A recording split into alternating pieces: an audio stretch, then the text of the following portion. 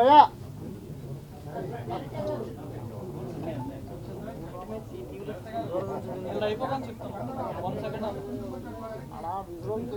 Cutting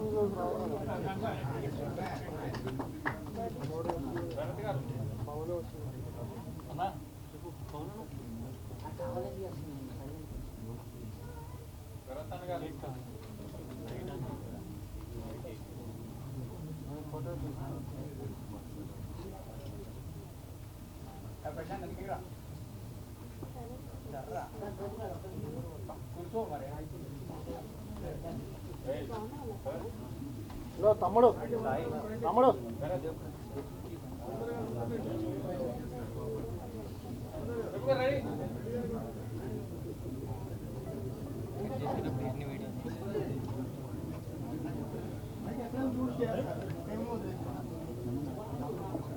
act చేసినట్టు నటీనటులు చిత్ర బృందం నటీనటులు ద మోస్ట్ గ్లామరస్ అప్పారావు గారు ఇక్కడ ఉన్నారంట. ఎక్కడండి అప్పారావు గారు? జబర్దస్త్ రాజమౌళి ఆకెళ్ళ అప్పారావు గారు రండి రండి.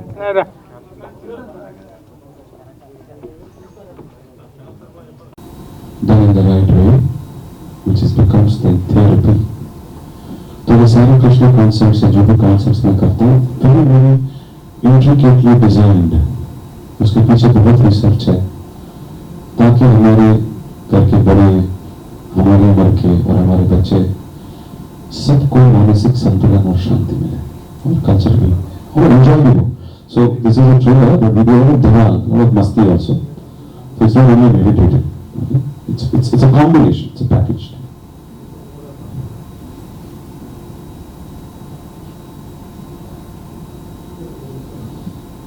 अच्छा लगा सर. तो मानसिक संतुलन और शांति मिले और कल्चर भी और एंजॉय भी हो. So this is a thriller but we do धमाल मतलब मस्ती also. So it's not only meditative. It's a combination. It's a package.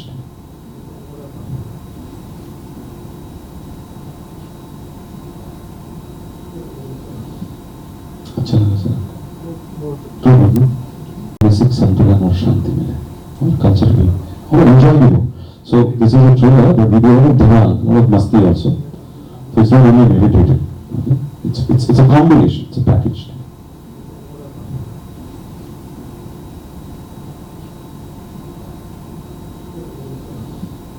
अच्छा लगा sir.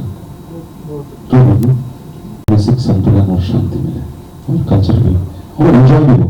So this is a thriller but we do धमाल मतलब मस्ती also. So it's not only meditative. It's a combination. It's a package.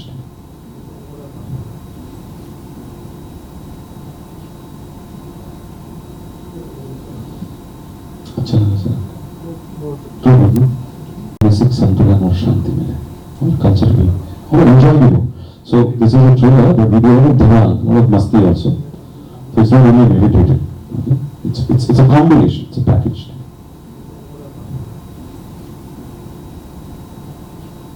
अच्छा लगा sir. तो मानसिक संतुलन और शांति मिले और कल्चर भी और एंजॉय भी हो. So this is a thriller but we do धमाल मतलब मस्ती also. So it's not only meditative. It's a combination. It's a package.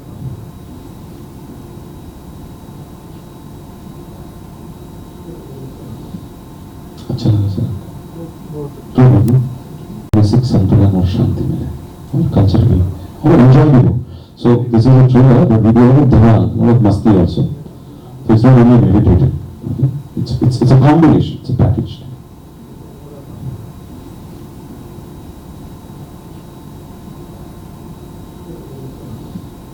अच्छा लगा सर. तो मानसिक संतुलन और शांति मिले और कल्चर भी और एंजॉय भी हो. So this is a thriller but we do धमाल मतलब मस्ती आल्सो.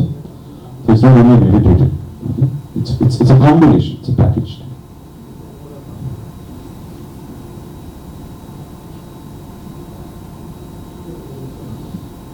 अच्छा लगा सर. तो मानसिक संतुलन और शांति मिले और कल्चर भी और एंजॉय भी हो. So this is a thriller but we do धमाल मतलब मस्ती also. So it's not only meditative. It's a combination. It's a package.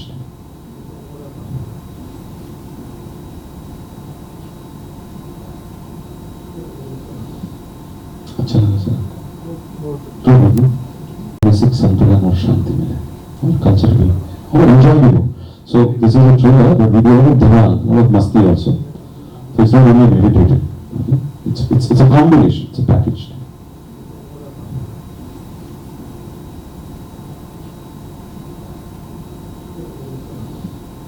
अच्छा लगा सर. बेसिक संतुलन और शांति मिले और कल्चर भी और एंजॉय भी हो.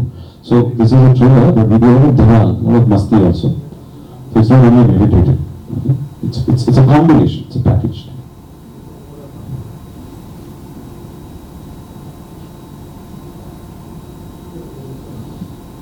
अच्छा लगा सर. बेसिक संतुलन और शांति मिले और कल्चर भी और एंजॉय भी हो. So this is a trailer, but we do have a dhamaal, like masti also. So it's not only meditative. Okay? It's a combination. It's a package.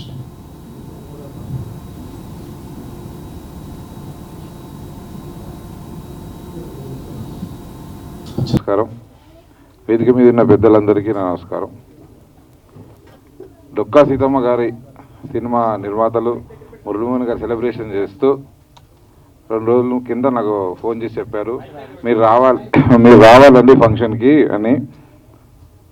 సరే, ఇద్దరు అంటే డొక్కా సీతమ్మ గారు ఆమె పుస్తకాలలో ఆమె గురించి చదివి విని చాలా అంటే ఒక పూట అన్నం పెడితేనే ఒక పూట అన్నం పెట్టి ఒకరికి చేస్తేనే మనం ఏదో గొప్పగా ఫీల్ అయిపోతాం. అలాంటిది కొన్ని లక్షల మందికి ఎన్నో సంవత్సరాలుగా ఆమె జీవితాంతం ఒకే సేవ చేసి ఉన్న మహాతల్లి పేరు మీద సినిమా తీయటం ఆ నిర్మాతలను నేను మనస్ఫూర్తిగా గౌరవిస్తున్నాను. ఎందుకంటే కమర్షియల్ ప్రపంచంలో ఏ సినిమా తీయాలి లెక్కలు వేసుకొని కొలతలు వేసుకొని మీటర్లు వేసుకొని సినిమాలు తీయటం నేను చూసుకుంటూ పెరిగాను. అలాగే అప్పుడప్పుడు ఎవరో ఒకరు ఇట్లాంటి ఒక జీవిత చరిత్రలు గొప్పవారిది తెలవాలని సినిమా తీస్తుంటారు. కొన్నిసార్లు అనిపించినా నాకెప్పుడు ధైర్యం అవలే చేయాలని. బట్ ఇలాంటి వాళ్ళు తీస్తున్నప్పుడు నాకు చాలా ముచ్చటేస్తుంది. అంటే గొప్ప సినిమా తీయడానికి వాళ్ళకి కావాల్సింది డబ్బు అదే కాదు, గట్స్ కావాలి. ఈ జీవిత చరిత్ర ప్రజలందరూ చెప్పడానికి ముందుకు వచ్చిన నిర్మాతలకి మంచి జరగాలని, ఆ దర్శకుడికి సక్సెస్ రావాలని మనస్ఫూర్తిగా కోరుకుంటూ డొక్కా సీతమ్మ టీం అందరికీ నా శుభాకాంక్షలు. అలాగే మురళీమోహన్ గారు ఇందాక చెప్పారు, రేలంగి నరసింహ గారు సూపర్ స్టార్ కృష్ణ గారిని.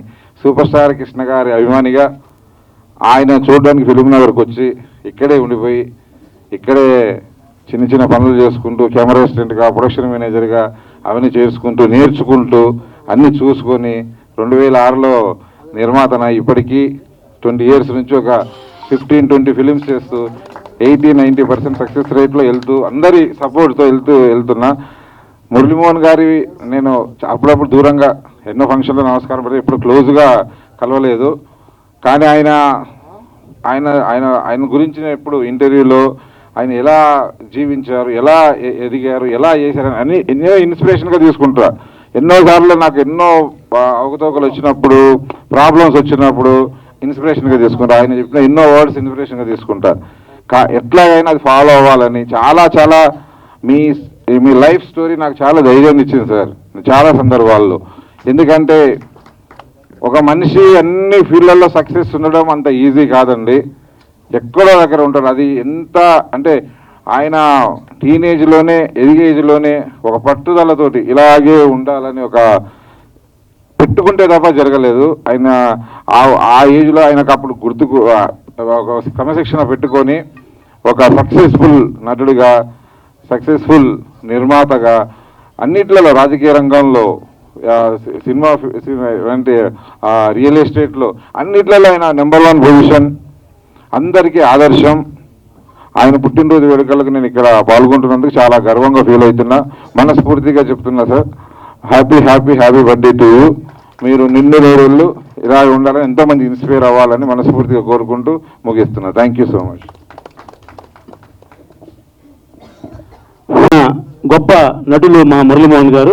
ఆ అభిమానంతో మేము దాసరి ఫిల్మ్ అవార్డ్స్ కానీ కోడిరామకృష్ణ ఫిల్మ్ అవార్డ్స్ కానీ చేస్తుంటే మాకు కుడి భుజంలో ఉంటూ ఎప్పుడు సవాలు ఇస్తే మా మురళీమోహన్ గారు ఇవాళ 85వ పుట్టినరోజు సందర్భంగా వారికి శుభాకాంక్షలు తెలియజేస్తున్నాను. ఈవేళ 4 ఫైట్లు 4 డ్యాన్సులు ఉండే సినిమాలు తీసి ఈ రోజుల్లో ఒక అద్భుతమైన దృశ్య కావ్యం తెద్దామని ఈ డొక్కా సీతమ్మ పేరుతో ఒక గొప్ప చిత్రాన్ని నిర్మిస్తున్న దర్శకుని వారిని సపోర్ట్ చేసిన నిర్మాతలను అభినందించాలి. ఎందుకంటే ఇటీవల కాలంలో పవన్ కళ్యాణ్ గారు కూడా డొక్కా సీతమ్మ ఉచిత అన్నదాన పథకం ఏర్పాటు చేసినప్పుడు ఎంత గొప్ప ఆ మాతలేని విషయం ఆశేష ప్రజానికి అని తెలిసింది. ఆ తరం ప్రజలకు తెలుసు, ఈ తరం వాళ్ళకి తెలియదు. ఈ పవన్ కళ్యాణ్ గారి పేరు మీద ఈ తరం వాళ్ళు కూడా ఆవిడ యొక్క గొప్పతనాన్ని అవినీతిని తెలిసింది. కాబట్టి అటువంటి గొప్ప సినిమా తీసినందుకు ఆ దర్శకుడిని ఆ నిర్మాణ అందరినీ కూడా అభినందిస్తూ మాకు ఈ అవకాశం ఇచ్చే ప్రభు గారికి మరొకసారి ధన్యవాదాలు. Thank you. తుమ్మలగూడ రామకృష్ణ గారు, చాలా సంతోషం అండి. మరి కొన్ని అనివార్య కారణాల వల్ల అర్జెంట్ పని ఉండి మురళీమోహన్ గారి పర్మిషన్తో మా యాంకర్ వ్యాఖ్యాత ప్రభు గారు వెళ్ళదలుచుకున్నారు. వెళ్లే ముందు మాకు డొక్కా సీతమ్మ సినిమా బృందం తరఫున ఒక చిరు సత్కారం ప్లీజ్ సార్, ప్లీజ్. మన మురళీమోహన్ గారి పుట్టినరోజుకు వేడుకలకు విచ్చేసినటువంటి ప్రతి ఒక్కరికి, అలాగే డొక్కా సీతమ్మ మోషన్ పోస్టర్ ఫంక్షన్కి విచ్చేసిన మీడియా మిత్రులందరికీ, వేదిక మీద ఉన్న పెద్దలకి, ప్రతి ఒక్కరికి నా ధన్యవాదాలు తెలియజేసుకుంటున్నాను. నేను పుట్టిన కాడి నుంచి సినిమాలు చూస్తూ ఉన్నాను. మా గురువుగారి సినిమాల్లో పంతులమ్మ, వారాల అబ్బాయి, అన్నదమ్ముల అనుబంధం ఇలాంటి ఎన్నో సినిమాలు చూశాను. మనవూరి పాండవులు చాలా ఇన్స్పిరేషన్గా ఉండే ఆ సినిమాలన్నీ. ఆయన సినిమాలు ఎంత ఇన్స్పిరేషన్గా ఉన్నాయో జీవితంలో కూడా ప్రతి ఒక్కరికి ఎంతో ఇన్స్పిరేషన్గా నిలిచిన మా గురువుగారు ఈ రోజున 86వ జన్మదినోత్సవానికి స్వాగతం చెప్పుకుంటూ నిండు నూరేళ్లు ఆ భగవంతుడి ఆశీస్సుతో ఈ చిత్ర పరిశ్రమలకు సేవలు అందించాలని మనస్ఫూర్తిగా కోరుకుంటున్నాను Guruji. Thank you so much Guruji. అలాగే డొక్కా సీతమ్మ ఇలాంటి ఒక గొప్ప చిత్రాన్ని తీయడానికి ముందుకు వచ్చినటువంటి నిర్మాతలకి, మా దర్శకుడు రవినారాయణకి, ప్రతి ఒక్కరికి మనస్ఫూర్తిగా ధన్యవాదాలు తెలియజేసుకుంటున్నానండి. ఇలాంటి సినిమాలు తీసే అదృష్టం ఒకరికే దక్కుతుంది. అలాంటి అదృష్టాన్ని దక్కించుకున్నందుకు ఈ చిత్రానికి గొప్ప విజయాన్ని, గొప్ప ఆశీస్సులు కలగాలని మనస్ఫూర్తిగా కోరుకుంటూ సెలవు తీసుకుంటున్నాను. Thank you so much. Thank you Samudrayya garu. ఇలాంటి నమస్సుమాంజలి. ముఖ్యంగా మురళీమోహన్ గారికి జన్మదిన శుభాకాంక్షలు. ఇలాంటి అద్భుత కార్యక్రమం మురళీమోహన్ గారి యొక్క 85వ జన్మదినోత్సవాన్ని ఇక్కడ ఏర్పాటు చేయాలనే ఆలోచన వచ్చిన డొక్కా సీతమ్మ యూనిట్కి నా శుభాభివందనాలు. ఎందుకంటే వారు నాకు తెలిసి ఈ మధ్యలో కూడా ఎన్నో 10 సినిమాలు చేస్తుండొచ్చు, కానీ ఈ అవకాశాన్ని, జన్మదినాన్ని, అద్భుతమైన మెమోరీని మీరు ఎప్పుడు ఎప్పుడు మెమోరీ గుర్తుండిపోతుంది. Dokka Seethamma unit producers, directors ఎంత మంచి ఆలోచనతోటి మీరు మురళీమోహన్ గారి జన్మదినం, అది ఒక రంగం కాదు సక్సెస్ అంటే. ప్రతి వ్యక్తి ఒక రంగంలో సక్సెస్ అయ్యి 2 రంగాల్లో ఫెయిల్ అవ్వచ్చు, కానీ మురళీమోహన్ గారి జీవితంలో వారు పట్టుకున్న అన్ని రంగాల్లో సక్సెస్. ఒక నటుడిగా, ఒక హీరోగా, ఒక ప్రొడ్యూసర్గా, ఒక రియల్టర్గా, ఒక బిల్డర్గా, ఒక రాజకీయ నాయకుడిగా, పార్లమెంటరీగా, ఎన్ని రంగాల్లో ఈ రోజు వరకు కూడా ఆయన ఇంత ఆరోగ్యంగా ఉండడానికి నేను తెలుసుకున్న కారణం ఒకటే, ఆయన ఎప్పుడు కూడా ఈర్ష్య ద్వేషాలు ఆయనలో కనిపించలేదు. సర్వే జన సుఖినో భవంతు అంటుంటాడు. ఎప్పుడు కూడా అందరూ బాగుండాలని కోరుకునే మురళీమోహన్ గారు ఇంత ఆరోగ్యంగా, మనిషి ఎప్పుడు కూడా ఆరోగ్యంగా ఉండాలంటే మనం కోరుకోవాల్సింది ఒకటేనండి, అందరూ బాగుండాలనుకుంటే మనం బాగుంటాం, కానీ మనమే బాగుండాలనుకుంటే ఎప్పుడు కూడా బాగుండలేము. సో అలాగే అందరూ బాగుండాలని నేను 25 సంవత్సరాలుగా ఎన్నో వందల కార్యక్రమాలు సార్తో కలిసి ఉన్నప్పుడు ఆయన ఎప్పుడు నవ్వుతూ పలకరించే ఆ పిలుపు కానీ ఎంతో అద్భుతం సార్. మీతో మెమోరీస్ చాలా హ్యాపీ. ఈరోజు జన్మదినం చేసుకున్నందుకు మీరు ఇంకా ఎన్ని జన్మదినాలు ఇదే వేదికలో ఇలాగే జరగాలని, మీరు 100 సంవత్సరాల వేడుకల్లో కూడా ఇంతే యాక్టివ్గా, ఇంతే ఎనర్జీగా, ఇంతే సినిమాలు చేస్తూ మీరు ఇలాగే ఉండాలని ఆ భగవంతుని ప్రార్థిస్తూ, మరి ఈ మధ్యన నేను తీసిన జయహో రామానుజ సినిమా రామానుజుడి పాత్ర, వెంకటేశుడి పాత్ర వేయడం వల్ల కొంత నాకు బాగా స్పిరిచువల్గా నా మైండ్లో కూడా బాగా వచ్చేసింది. కాబట్టి ఆ భగవంతుణ్ణి నేను మిమ్మల్ని ఆరోగ్యాలు ప్రసాదించాలని కోరుకుంటూ, ఇంకొకటండి, ఆరోగ్యమే మహాభాగ్యం అంటారు. 1000 కోట్లు సంపాదించిన వాళ్ళు కూడా 50-60 ఏళ్ళు రాగానే సర్వ రోగాలు వస్తున్న పరిస్థితుల్లో ఈరోజు ఆరోగ్యమే మహాభాగ్యాన్ని కాపాడుకున్న అద్భుతమైన వ్యక్తి మురళీమోహన్ గారి ఇన్స్పిరేషన్ నాకు రియల్టర్గా ఇన్స్పిరేషన్, ఆరోగ్యంలో కూడా సారే inspiration sir. Thank you very much. నాకు ఈ అవకాశం ఇచ్చిన డొక్కా సీతమ్మ యూనిట్ ఒక బయోపిక్ సినిమా తీయాలంటే చాలా కష్టం, ఎందుకంటే నేను తీసిన కాబట్టి అనుభవం నాకు తెలుసు. ఆ టైంలో ఉండాల్సిన ఏవి చూశానండి, ఎంతో అద్భుతంగా ఉంది. అంటే ఈ రోజు ఇంకొక ముఖ్య విషయం ఏంటంటే ఈ 85వ జన్మదినంలో కూడా సార్ ఈ సినిమాకి హీరో. అంటే 85వ సంవత్సరంలో కూడా సార్ హీరోగా ఉన్నారు అంటే అది డొక్కా సీతమ్మ సినిమా బయోపిక్ లో ఇక్కడ హీరోగా కనిపిస్తున్నారంటే గ్రేట్ అండి. మీ యూనిట్ కి కంగ్రాట్స్. ఈ సినిమా హిట్ కావాలి, ఇలాంటి అద్భుతమైన ఆలోచన మీ అందరికీ మంచి పేరు తేవాలి, నిర్మాతకి డబ్బు రావాలని నేను కోరుకుంటూ థ్యాంక్ యూ వెరీ మచ్. నమస్కారం. Thank you very much sir. చక్కని మాటలు ఇచ్చారు, సంతోషం. అలాగే ఇందాక అయిన రోజు ఇవాళ నాకు ఈ సంవత్సరమే చాలా సంతోషం అనుకుంటే ఇవాళ రోజుని జీవితంలో మర్చిపోలేని రోజు ఇది నాకు. ఇంతవరకు ఇలా పబ్లిక్గా స్టేజ్ మీదకి వచ్చి ఫంక్షన్ చేసుకుందా లేదు నేను. ఎందుకంటే మొదటి నుంచి కూడా నాకు ఒక ఫ్యామిలీ ఫంక్షన్లా ఇంట్లో వరకు కూర్చోండి ఫ్యామిలీ మెంబర్ చేసుకోవడం తప్ప ఇలా చేసుకోవటం అవ్వట్లేదు. మెడ్రాస్లో ఉన్నప్పటి నుంచి కూడా ఆ రోజు హీరోలుగా వేసే రోజుల్లో కూడా జన్మదినం అని జరుపుకోకుండా అక్కడున్న బాయ్స్ హాస్టల్స్కి, గర్ల్స్ హాస్టల్కి, లేకపోతే డిజబిలిటీ ఉన్న వాళ్ళకి, మెంటల్లీ రిటార్డెడ్ పీపుల్కి వాళ్ళ స్కూల్స్ ఉంటే ఆ స్కూల్స్లోకి వెళ్ళి వాళ్ళందరి మధ్యలో వాళ్ళందరికీ కూడా భోజనం పెట్టి వాళ్ళతో కలిసి కూర్చొని భోజనం చేయడం అనేది నాకు అలవాటు. మా ఇంట్లో ఎవరికి ఏ జరిగిందని కూడా అదే చేస్తాం. ముఖ్యంగా ఈ నెలలో చూసుకుంటే జూన్ 6వ తారీఖున మా నాన్నగారిది అమ్మగారిది పుట్టినరోజు ఫంక్షన్ చేసాం ఇక్కడే బ్లైండ్ స్కూల్లో. అలాగే 13వ తారీఖు 17వ తారీఖు వచ్చేప్పటికి మా మనవరాలి బర్త్డే, అది అక్కడే చేసాం. 19వ తారీఖు మా మ్యారేజ్ డే, అది అక్కడే చేసాం. ఇవాళ నా పుట్టినరోజు, ఇవాళ కూడా అక్కడే. ఈ అన్ని రోజులు కూడా అక్కడే ఎందుకు చేస్తున్నాం, మీరు ఘనంగా చేసుకోవచ్చు కదా అంటారు. ఘనంగా చేసి ఖర్చు పెట్టి చేసేదానికంటే అది ఆకలిగా ఉన్న వాళ్ళకి, మరి సమాజంలో ఇబ్బంది పడుతున్న వాళ్ళకి, దేవుడు సృష్టిలో కొంతమందిని బ్రహ్మాండంగా పుట్టించే కొంతమందిని అంగవైకల్యంతో పుట్టించడమో, లేకపోతే విజువల్ బ్లైండ్నెస్ ఉండటమో, ఇట్లాంటి వాళ్ళు ఎంతోమంది ఉన్నారు. వాళ్ళందరి మధ్యలో కూర్చొని భోజనం చేస్తే ఎంత బాగుంటుంది అనేది నా కోరిక.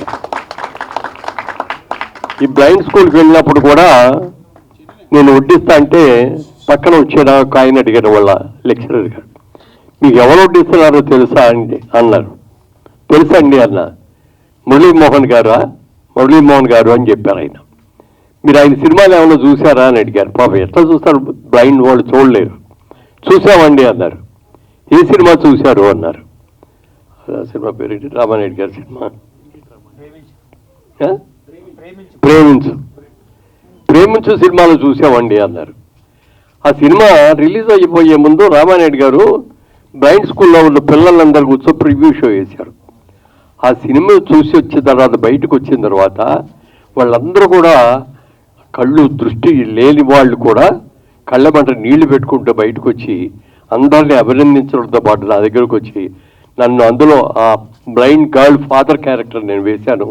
అమ్మాయిని కష్టపడి చదివించుకొని అమ్మాయిని పైకి తీసుకొచ్చి యూనివర్సిటీ ఫస్ట్ చేసి అలాంటి క్యారెక్టర్స్ నన్ను వాళ్ళందరూ కూడా నాన్నగారు అని పిలిస్తే ఎంతో సంతోషం వేసింది. ఆ సినిమాకి నాకు ఆంధ్రప్రదేశ్ నంది అవార్డ్స్లో బెస్ట్ క్యారెక్టర్ యాక్టర్ అవార్డు వచ్చింది. ఆ సినిమాకి మంచి ఉత్తమ చిత్రంగా అవార్డు రావడం కూడా జరిగింది. అందుకని సాధ్యమైనంత వరకు అలాగే చేసుకోవటమే అలవాటు. ఇవాళ కూడా అలాగే చేసుకున్నాను. కానీ చిన్నప్పటి నుంచి మా అమ్మగారు చెప్తూ ఉండేవారు, మా వాడికి దిష్టి తగులుతుందండి బాగా ఎక్కువగా. పండగ వచ్చిందనో లేకపోతే పుట్టినరోజు వచ్చిందనో కొత్త బట్టలు వేసి ఆవిడే తలదువ్వేవారు. చిన్నప్పుడు తలదువ్వి అట్లా బజార్కి పంపిస్తే ఇల్లు వచ్చేటప్పటికి జ్వరం రావటం, దగ్గు రావటం, నీరసం రావటం వచ్చేది. అందుకే నేను బయటికి పంపడం, కూర్చో ఇంట్లోనే ఉండు అని అప్పుడు ఆవిడ దిష్టి తీసి మళ్ళీ ఏదో భోజనం పెట్టి అట్లా కూర్చోబెడితే తగ్గేది. యాక్చువల్గా మొన్న 3 రోజుల క్రితం మా ఈ 3 సందర్భాలు కలిపి ఒక ఫంక్షన్ చేశారు మా అబ్బాయి అమ్మాయి. అది మేము చేసే ఫంక్షన్ కాదు, మా పిల్లలు చేయాల్సిన ఫంక్షన్. ఎందుకంటే 60 సంవత్సరాల వైవాహిక జీవితం అయింది మాది. నేను మా ఆవిడ పెళ్లి చేసుకొని 60 ఏళ్ళు అయింది. ఇప్పటికి 60 ఏళ్ళు అయిన సందర్భంగా అలాగే మేమిద్దరం కూడా 1000 పౌర్ణములు చూసాం. 1000 పౌర్ణాలు చేస్తున్నటువంటి అమ్మా నాన్నగా, అలాగే ఇవాళ నా పుట్టినరోజు, ఈ 3 సందర్భాలను కలిసి ఆ రోజున ఫంక్షన్ చేశారు 3 రోజుల క్రితం. బాగా జరిగింది. చాలామంది మిత్రులు ఆత్మీయులు వచ్చారు. కానీ అందరినీ పిలవలేకపోయాను. అక్కడ ఉన్న పరిమితి మూలంగా లిమిటెడ్గానే పిలిచాం. ఆ రోజు వచ్చిన తర్వాత ఇప్పుడు రాత్రి బాగానే ఉన్నాను. నెక్స్ట్ డే మార్నింగ్ లేచేటప్పటికి ఒళ్ళంతా నొప్పులు, జ్వరము ఇవన్నీ వచ్చేసి ఆ రోజు అక్కడే అన్నారు కొంతమంది, బాగా ఏమండి మీరు ఇంటికి వెళ్ళగానే దిష్టి ఉంచుకోండి 4-5 చెప్పారు ఇదే మాట. ఇంకా ఇప్పుడు ఎవరు దిష్టి కొడతారు లేవే, ఆ దిష్టి కొట్టే రోజులు పోయినాయి అనుకున్నాయా. నిన్నంతా జ్వరంతో పడుకున్నా. ఇవాళ రోజులన్నా బ్లైండ్ స్కూల్కి వెళ్దాం, అక్కడికి వెళ్ళి వడ్డించాలి మనం అని అనుకుంటే మార్నింగ్ నుంచి మోషన్స్ పట్టుకున్నాయి. ఈయన చెప్పారు, వీరికి కూడా రాము చెప్పయ్యా డైరెక్టర్ గారికి, వాళ్ళకి, ప్రొడ్యూసర్లకి, నేను రాలేకపోతున్నానండి అండి, మీకోసమే చేస్తున్నారండి, బర్త్డే ఫంక్షన్ చేస్తున్నారండి, మీరు రాకపోతే బాగోదండి, ఒక అరగంట ఉండేలండి అంటే సరే అని ఓపిక చేసుకొని వచ్చాను. వచ్చే ముందు కూడా ట్యాబ్లెట్ ఒకటి వేసుకొని మళ్ళీ ఎమర్జెన్సీ రాకుండా అటు పరిగెత్తే పని లేకుండా వచ్చాను. ఇవన్నీ ఎందుకు చెప్తున్నానంటే ప్రజలకి నా మీద ఉన్న ప్రేమే. దిష్టి అనేది ఎవరికి పడితే అడిగి దిష్టి తగలదండి. ఓ ప్రేమించిన వాడికి, ఓ మంచి వాడికి, మన ఆత్మీయుడిగా అనుకున్న వాళ్ళే దిష్టి తగులుతుంది.